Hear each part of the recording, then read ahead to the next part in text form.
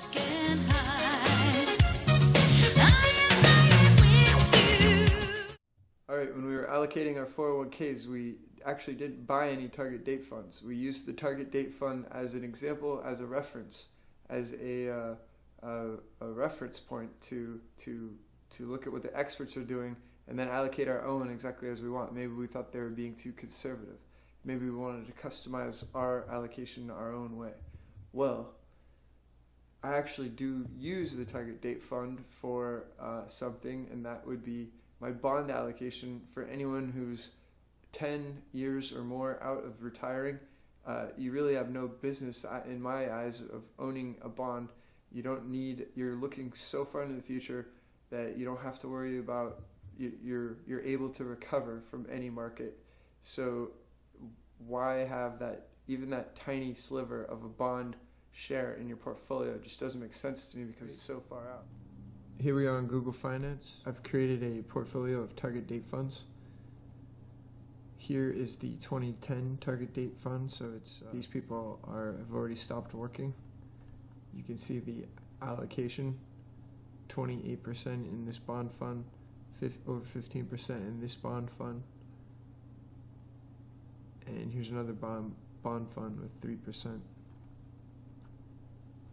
And if you compare that to the farthest one out, the 2055, no bond funds. If you compare that to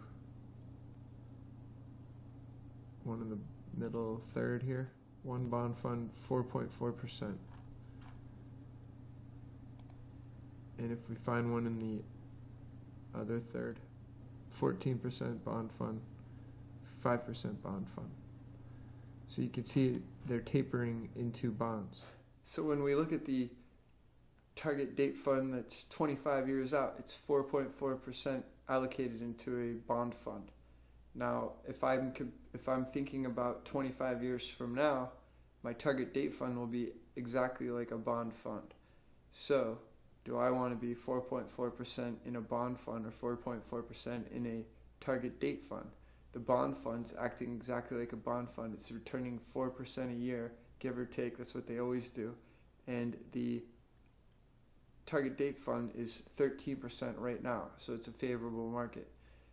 There'll be bad years. It won't do as good. It'll probably do worse than the bond fund, which will always be around 4%. But I'm definitely going to outrun the bond fund if you take a big chunk, like 25 years of time together. So basically what I'm saying is put the target date fund in the bond fund category, compare all the bond funds together, and the target date fund stands alone because it's so different than a bond fund. So you're buying it now as a bond fund, even though it's not.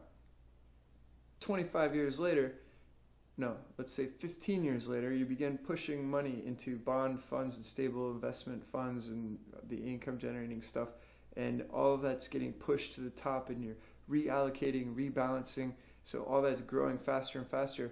Meanwhile, this target date fund that you've been contributing to for 25 years has grown quite large. It's also being recalibrated into becoming a bond fund.